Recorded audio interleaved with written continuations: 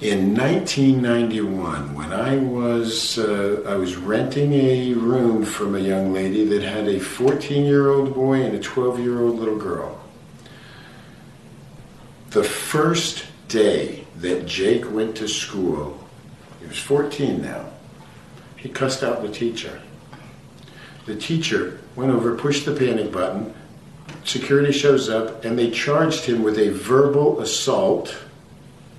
And they eliminated him from school, telling him, we're not going to file charges on you, but you cannot come back to school until next semester. If we, as a parent, would have done that to our child, we'd be neglectful. But the system could do that to someone that they didn't deem was worthy of an education. That's when I told his mother, I will slow down on working in the bars at night and I'll start finding jobs during the daytime. And we started doing rehab. I started doing bathroom remodels, kitchen remodels, because I'd always done rehab in my past. But it was for myself, or for my friends, or for my family, not as a job. After a few weeks, I realized this is a program starting.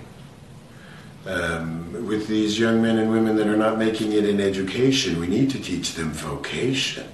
We need to give them that ability to make a legal living. About a month went by and a couple more of his buddies end up showing up at the house, and they want to come to work with us. I go out and talk to their school and realize they've been eliminated also. The work program started without me even realizing it was getting started. Kids Hope, kids helping other people, Kids Hope, kids helping other people exist, was created in 91, not because I had a great vision, but because I saw that there was such a need. When you've got 14, 13, 12-year-old children being eliminated from school, not being able to have education or vocation, what do you think is going to happen with them? That's what I thought about. Way before we ever incorporated Kids Hope, I had the work program up and running. I would have my little band of merry men and we would go out and work on properties. We'd go out and do a bathroom remodel, but I'd bid it $1,000 cheaper, because I tell you, I'm going to take 2 or 3 extra days and gently take your toilet out, gently take your sink out, gently take your tub out. I'm not going to come in there and smash them and put new in. I want to reuse those. I don't care if your potty is pink or blue or black. I don't care. It works. I need it. I'm putting it in on another house.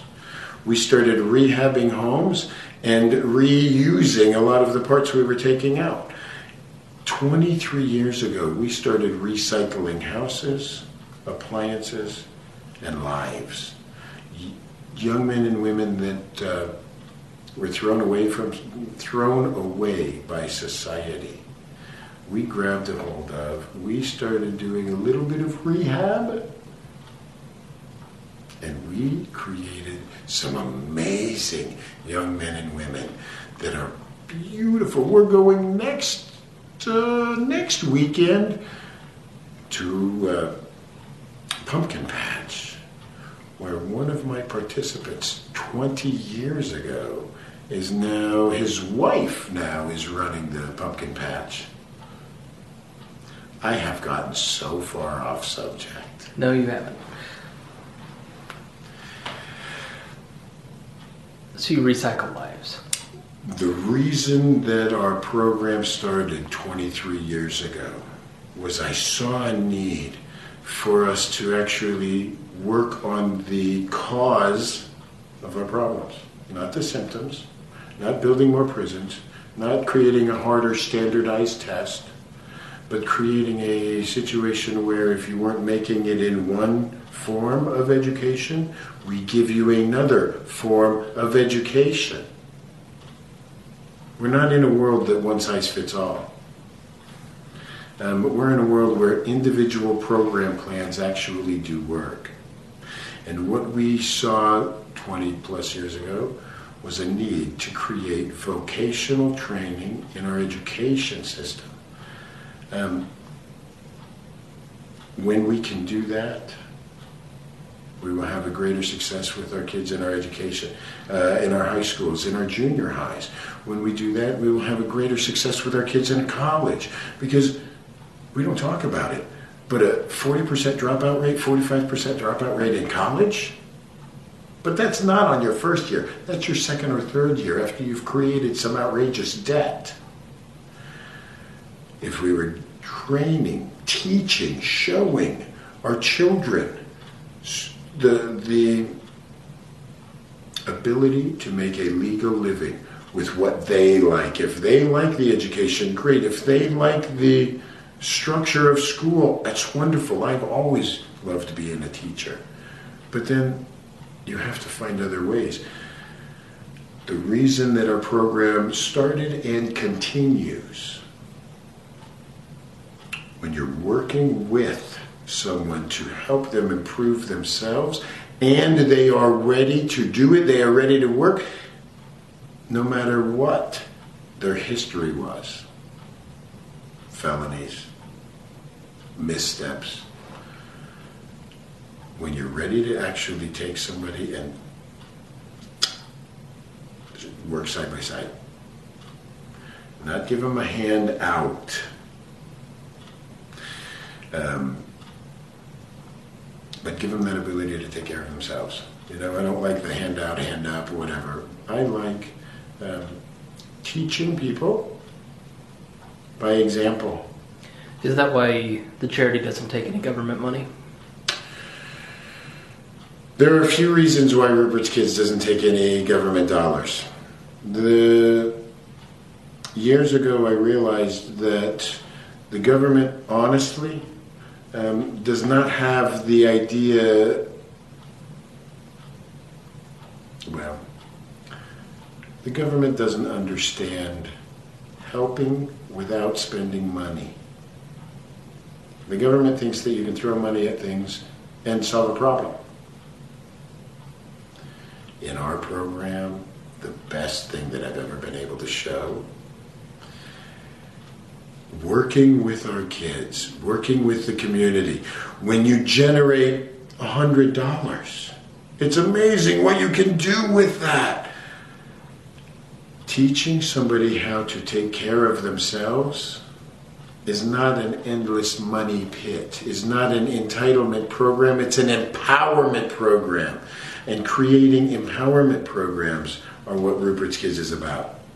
One of the reasons why we don't take government dollars is because I'm teaching our young men and women not to hold your hand out to the government, but to pull that hand back and take care of yourself. If I, as a program, held my hand out to the government, I would not be doing what I say. And I want to lead by example.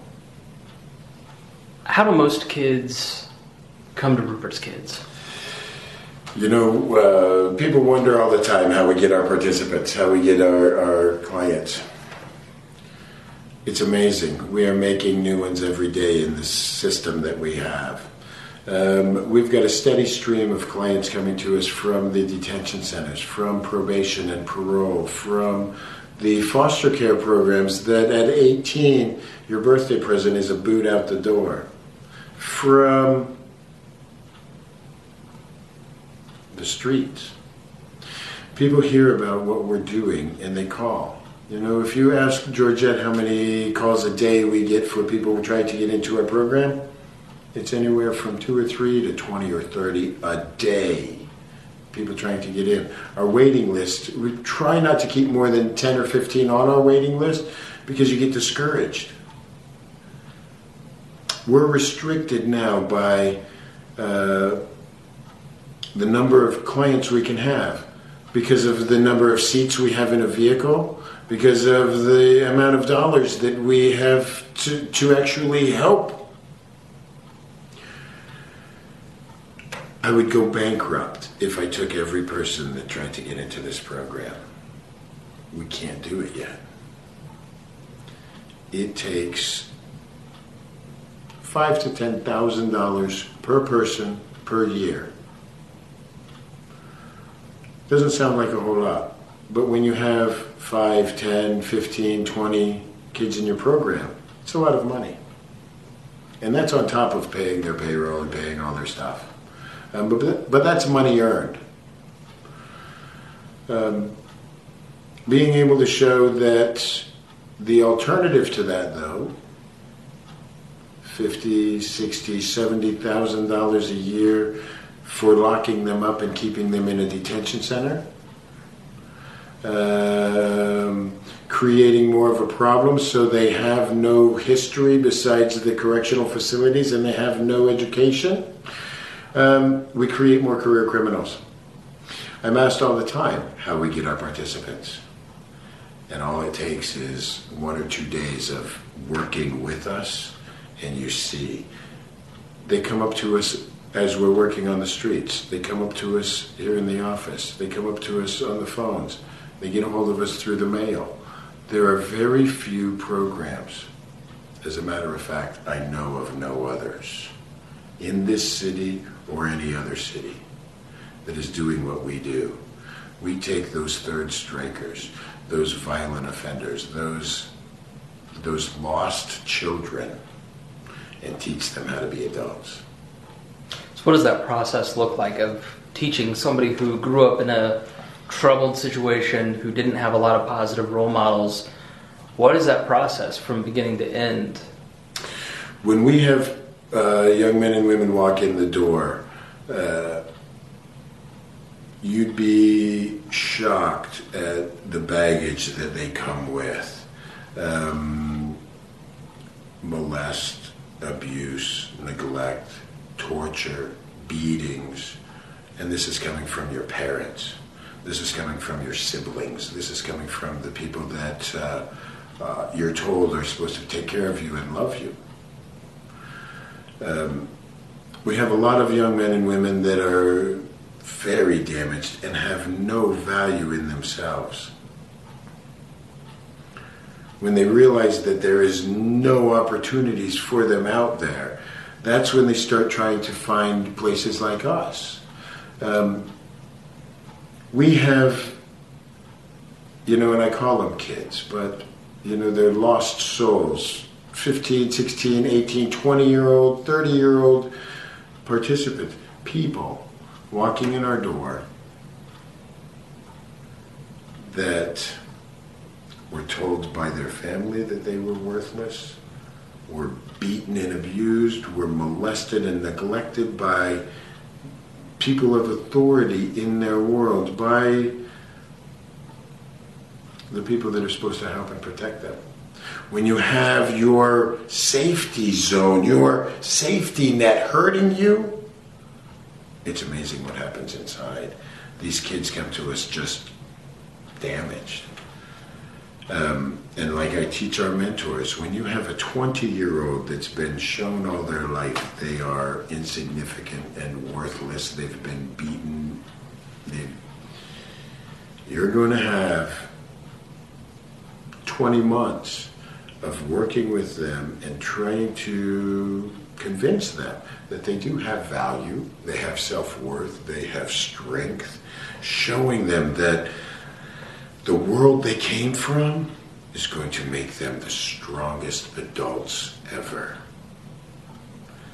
They can't blame that world for any of their problems, but they can't forget that world either. One of the things that we do here in Rippert's Kids is we break cycles. A lot of young men and women that were beaten and abused, that were molested and neglected when they were children, end up doing that to their children. I can guarantee you that every one of our young men and women that go through our program understand what it is to be that parent that you always wanted, to be that daddy that grabs you and hugs you and kisses you instead of hurts you, to be that mommy that is always sweet and kind. Maybe not always, but you always know they love you. You have a lot of participants that have children of their own. I mean, how does the family picture fit into what you do on the mentoring side? One of the things, besides teaching our participants how they have worth, one of the other things that we do that is a little harder for me, because I want to help every child out there. We do the parenting mentoring also, the parenting classes. I will have, like Donovan and Dominique bring their baby in, who is, gosh, only a month old now. And we sit and talk about what's going on. As I'm grabbing the baby and feeding the baby and playing around and cleaning the baby up, changing its shirt, asking why they don't have 2 or 3 changes of clothes, why you only have 1 diaper. One of the things that we do here is we lead by example. I love being a dad. I want everybody out there that makes babies to be a good dad or mom. The only way that you can do that is by showing. It's not something that you learn by reading it in a book, not by these kids. They have to see it. And the only reference they have is usually a horrific childhood. So we bring them in and we show them a little gentler time. One of my favorite times in my mentoring program was when my daughter was 3 years old and she was coming to work with us for years. Until she finally turned 5 and had to go to school. How do you know when somebody is ready to leave the program? There are a few different ways in our program that you come to the end. I've never really called it a graduation per se, but it is a graduation from our program out into the real world. There's 3 different ways usually our participants leave us. One way, remember how you left your parents when you were tired of their rules and you were tired of their, and you knew you were grown and on your own and you're ready to be on your own and you looked right at your parents and said, I had enough of you, I'm out of here. Well, in the hundreds of participants we've had, I couldn't count how many have looked right at me and said, to heck with your rules, I know what I'm doing, I don't need you anymore, I'm leaving. And I grab them and hug them and tell them, yes you do. You do know what you're supposed to do, you do know the rules, you do know how to take care of yourself. And they leave. And 99% of the time, they're calling me up within 2, 3, 4 weeks, either showing me their new job or showing me their new ID or asking to come back.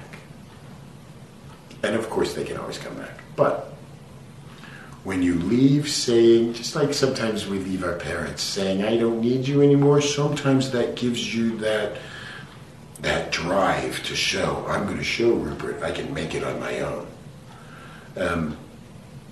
There are some times in our program, the second way that you leave is by me actually saying to you, are you ready to go out and go to work for others? Are you ready? You've been here for a year or 2 or 3. And it's time for you to go out and get another job. Now, I'm not pushing you totally away because I expect you to come back on your days off and work here. That's the second way that you graduate. The third way that you leave our program, which doesn't happen as often as the other 2, but it still does happen. You reoffend, and you're taken away from us and you go to jail. We don't fire people. We don't have a 3 strikes and you're out. When you mess up, there's always consequences. The bar is raised, but you're not thrown out of the program. I've had my program full of participants that were thrown out of other programs because the 3 strikes and you're out, or the 0 tolerance, or the whatever. So in our program, we don't really have a formal graduation. We have the progression of life. So if I give money to Rupert's kids, what does the money go for? In our program, 100% of the donation goes directly to the program. Our social workers pay, our mentors pay, our participants pay. That is our biggest of our expenses. We have to be able to pay even our participants a minimum wage when they start.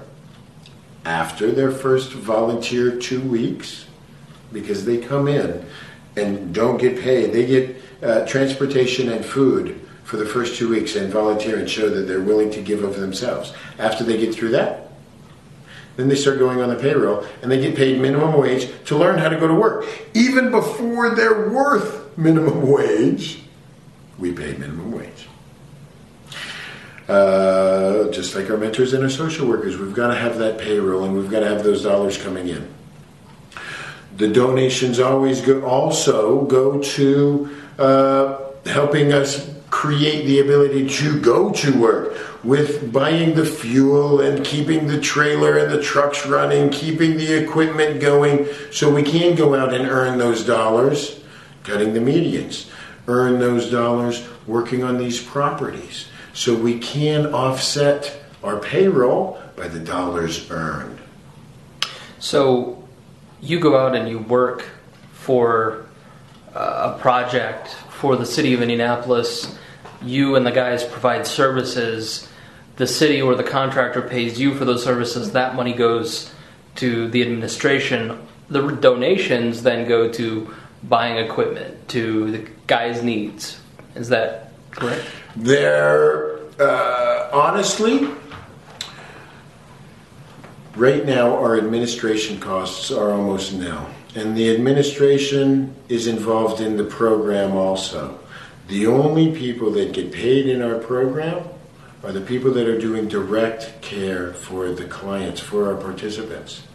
That's why I can say, without a doubt, 100% of the dollars donated from the community go directly back into teaching our young men and women how to create that life for themselves, how to go fishing.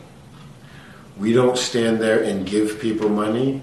We stand there and say, if you want to help yourself, we'll show you how to do it. Come on with us. Dollars just given to somebody are not going to teach what dollars earned teach. So what is the equipment that you have to buy that the guys use? What are the capital things that you need to keep the program running?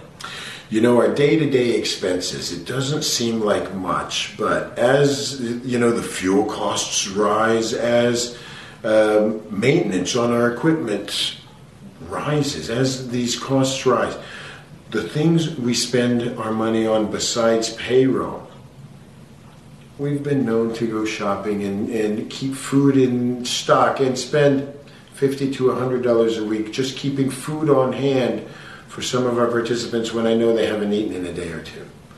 We have to buy probably $100, $75 to $100 worth of fuel a day when we're mowing these medians. We're traveling 4 corners of Marion County, driving, hundreds of miles, cutting these medians. The mowers all take the fuel. And I'm able to teach with Henthorns, the landscape shop, teach lawn maintenance and the small engine repair. But we've got to buy all those parts too.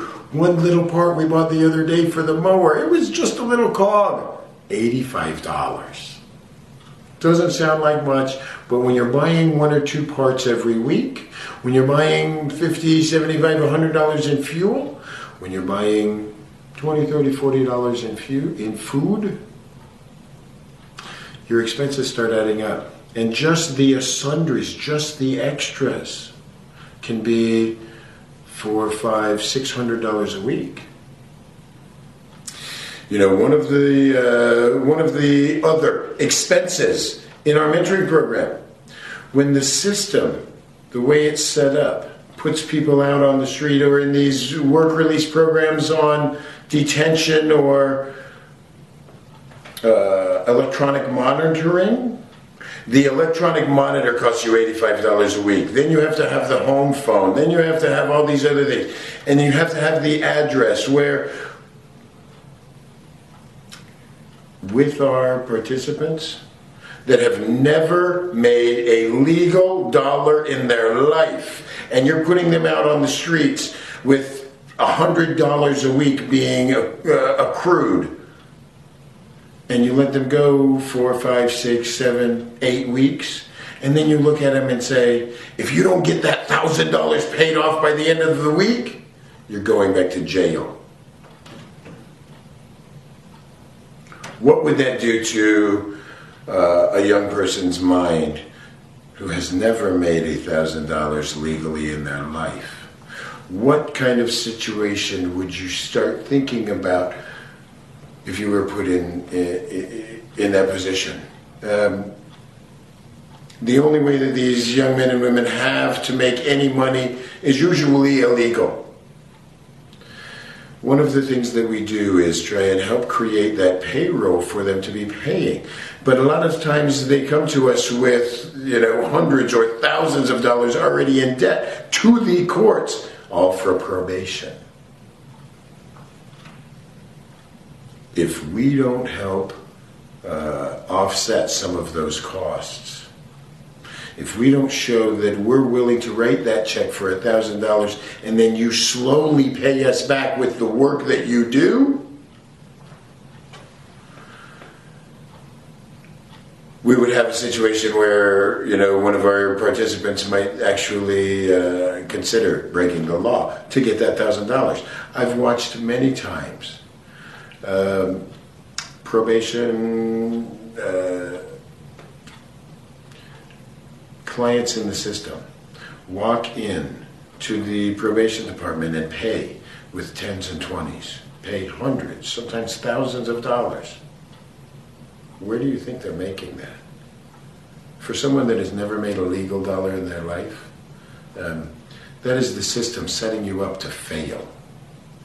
One of the things that we do with our dollars is we will help pay some of those court costs, but then gently have the guys paying it back, have the men and women actually paying their own way, but not expecting them to go out and do it all at once, and not telling them if they can't do it, they go to jail. Those dollars that you're giving to our program, we don't just give them away. We do use those to help support and protect our clients from the system. When the system is telling you you come up with $1,000 by the end of the week or the month or you're going to jail, I will start working these young men and women, working these participants even more on off days. Like tomorrow, I'm going to be in here on Sunday working with one of our participants that needs to learn how to drive and another one that needs more hours on their paycheck. There's ways to make it so that our children are, even though there's some in their 20s, they're still children. There's ways to make it so that our clients do not fail while still teaching them how to take care of themselves and how to take care of their responsibilities. Being able to do that, being able to show the community is helping us protect the participants from a system that is set up to just keep the participants in the system. It doesn't work. We've got to let these kids get out of the system and learn how to take care of themselves. Learn how to go to work. Learn how to have that sense of self-worth and work ethic. You're not going to do that by verbally abusing someone, by giving them the freedom to incur $1,000 worth of debt and then giving them an ultimatum that if they can't pay it within a matter of days, they go to jail. That's a bad scenario. That is setting up for failure. That's not what we do.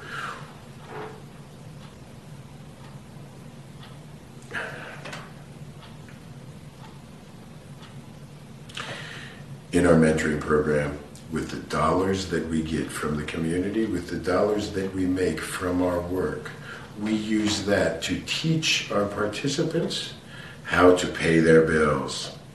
When the system says, if you don't pay for your anklet, for your detention, for your probation, you're going back to jail.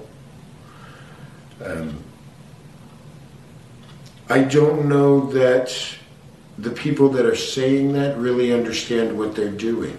When you've never made a legal living, when you've never been given that opportunity, how are you supposed to go out and do it when you're under the gun, when you're under the thumb of the detention center? Giving dollars to us gives us that ability to help teach in a positive way how you pay your bills, how you take care of yourself, and how you get yourself out of the system.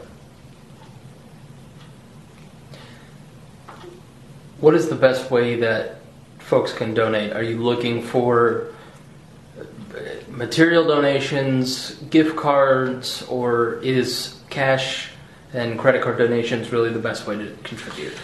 You know, we've, for, 20 years been accepting donations. We are standing on the shoulders of our community because of the donations that we've been giving.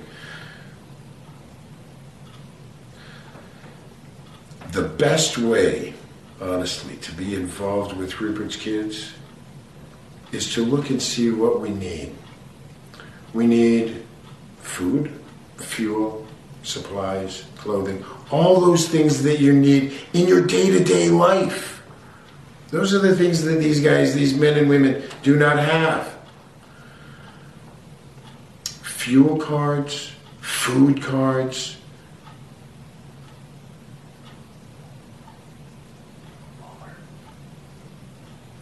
Walmart or, Costco, Sam's Club. The food cards and the fuel cards and the box store cards, being able to go out, I'm going to take some participants on a driving tomorrow to Aldi's. If we had some Aldi's cards, that would be great. If we had some Kroger's cards, that would be great. That's one way. Another way, look at our website. Get on our website. Heck, you're already here. Come find the donate button. Hit that donate button and give.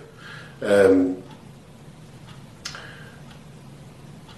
few $100s a month can change a kid's life. Or a few $1,000s a month, putting them into the system and teaching them how to be a career criminal. I don't think there's any choice. I'd rather empower our community. And the best way to do that? Donating money, donating items.